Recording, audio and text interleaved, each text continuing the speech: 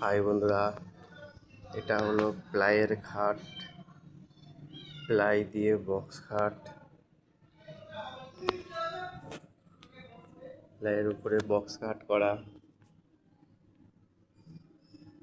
তোমরা যদি কেউ এরকম ধরনের বক্স খাট প্লাইয়ের উপরে করতে চাও, অথবা পুরনো কোনো খাট থাকলে সেটাকে মডিফাই করে বক্স বানাতে চাও,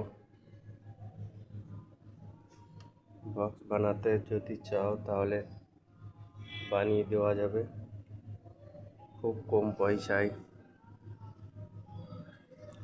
অনেক কম রেটে আমি এই কাজগুলো করে থাকি।